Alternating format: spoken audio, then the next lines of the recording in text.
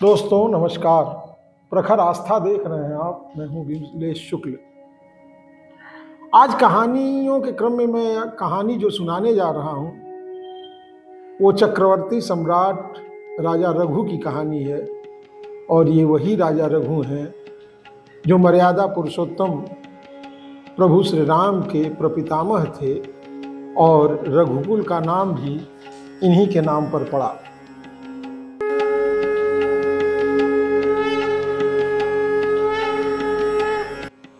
राजा रघु चक्रवर्ती सम्राट थे। पूरे धरती पर उनका राज्य था। राजा रघु ने एक बार एक बहुत विशाल यज्ञ किया और उस विशाल यज्ञ की सफलता के बाद उन्होंने जो भी उनका था, जो भी उनके पास संचित धन संपदा थी, उस यज्ञ के बाद दीन दुखियों गरीबों में सब बांट दिया, ब्राह्मणों में बांट दिया। स्थिति ये हो गई कि उनके पास भोजन बनाने और करने के लिए मात्र मिट्टी के पात्र बचे और शरीर पर केवल वही उत्तरीय वही वस्त्र बचा जो उन्होंने पहले ही धारण कर रखा था।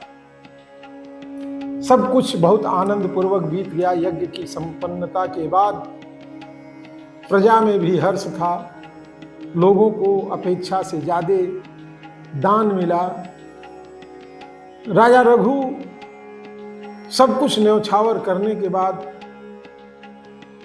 एक सामान्य व्यक्ति की तरह, यज्ञ के बाद जब वो सामान्य व्यक्ति की तरह हो गए, उसी समय वरतंतु के एक शिष्य थे, कौत्स।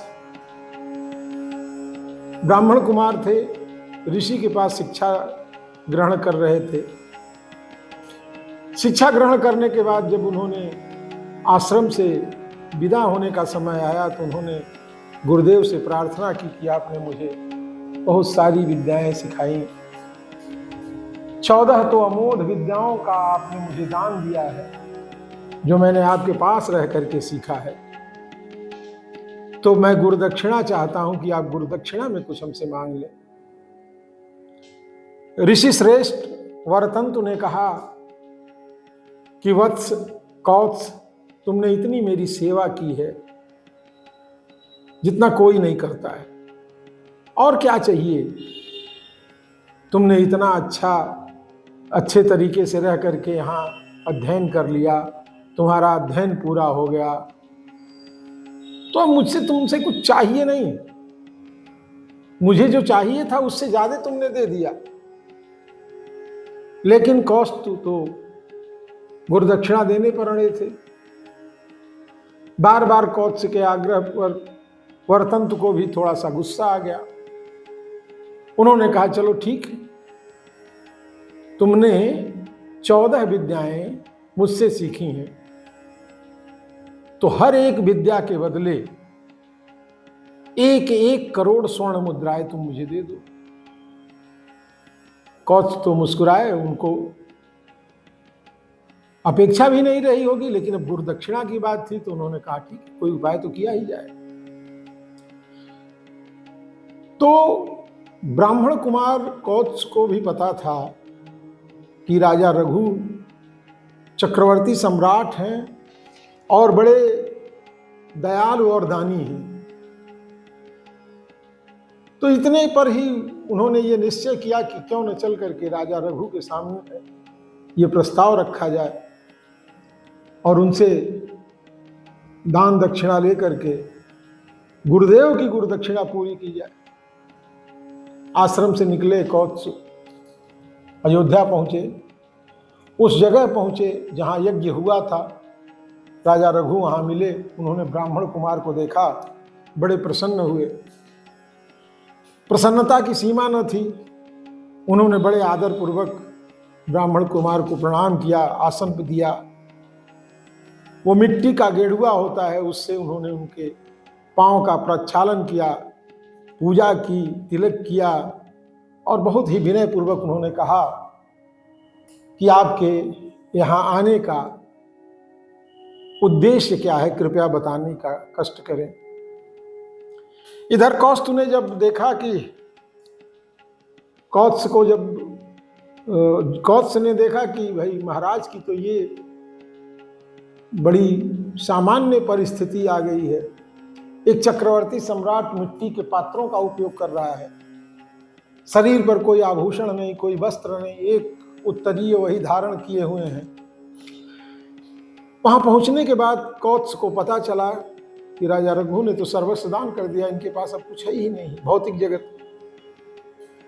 बार बार आग्रह करने पर कौत्स ने कहा, राजा रघु से कहा कि देखिए मुझे आपसे कुछ कहने में बड़ा संकोच लग रहा है,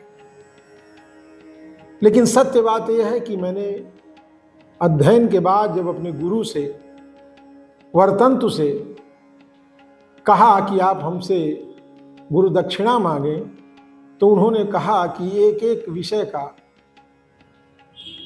1-1 करोड़ स्वर्ण मुद्रा तुम मुझे दे दो। तो मैं इसी के लिए आया था।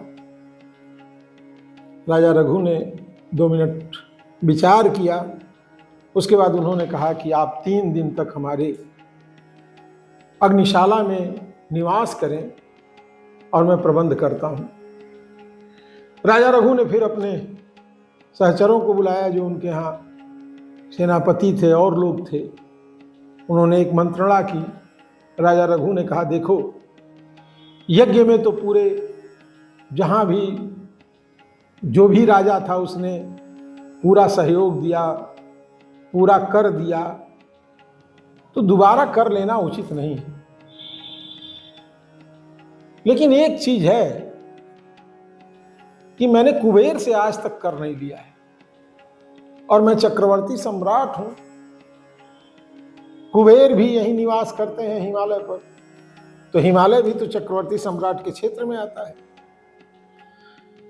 तो ऐसा करो, मेरे रथ में सारे अस्त्र शस्त्र रख दिए जाएं, और जब तक मैं कौत्स की इच्छा पूरी नहीं कर दूंगा, जब तक मैं उन्हें 12,000 करोड़ स्वर्ण मुद्राएं नहीं दे लेता हूं, तब तक मैं अपने महल की तरफ पांव भी नहीं रखूंगा। खैर, सारे अस्त्र शस्त्र राजा रघु के रथ में रख दिए गए। महाराज ने रात में रथ में ही विश्राम किया। सुबह जब रथ आगे बढ़ाने का समय आया, तब तक एक सेवादार भागा भागा आया और उसने बताया, महाराज हमारे धन के भंडार में तो अकूत संपदा आ गई है, सोने की असरफियों से ये भरा हुआ है। राजा को बड़ा अचंभा हुआ। खैर, उन्होंने भी अपने स्तर से पता किया तो बात सच निकली। अकूत संपदा थी, बहुत सारा धन आ गया था, स्वर्ण मुद्राएं थी। कौत्स की जो मांग थी उस मांग से भी कई गुना था। लेकिन कौत्स भी तो ब्राह्मण कुमार, संकल्प शक्ति का पक्का। तो राजा रघु ने कौत्स से कहा कि ये सारा धन आपका है, आप इसे ले जाएं। कौत्स ने कहा, नहीं महाराज, मुझे केवल अपनी जरूरत का धन चाहिए, उससे एक भी स्वर्ण मुद्रा मुझे अधिक नहीं चाहिए। और उन्होंने वो जो 14 विषय उनके थे, उनके लिए जो भी आवश्यक 1-1 करोड़ स्वर्ण मुद्राएं थी, उतना उन्होंने लिया, एक भी मुद्रा अधिक नहीं लिया। राजा रघु के बहुत आग्रह के बाद भी कौत्स तैयार नहीं हुए। उन्होंने कहा, ये अन्य लोगों में, जरूरतमंदों में आप बांट दीजिएगा, मेरी जितनी आवश्यकता थी उतनी पूरी हो गई है। तो ये महापुरुषों की कहानियां हैं, और आप भी देखें कि किसी के अंदर कोई लालच नहीं है। त्यागने वाला सर्वस्व त्याग दे रहा है। यहाँ राजा का भी त्याग देखने लायक है, ब्राह्मण कुमार कौत्स का भी त्याग देखने लायक है, जिसने अपनी जरूरत से एक भी स्वर्ण मुद्राएं अधिक नहीं ली। ये कहानी आपको कैसी लगी? ये सच्ची घटना है जो हमारे इतिहास में है।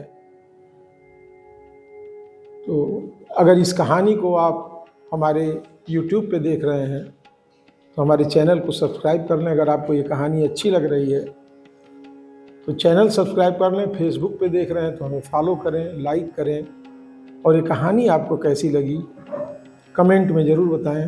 नमस्कार।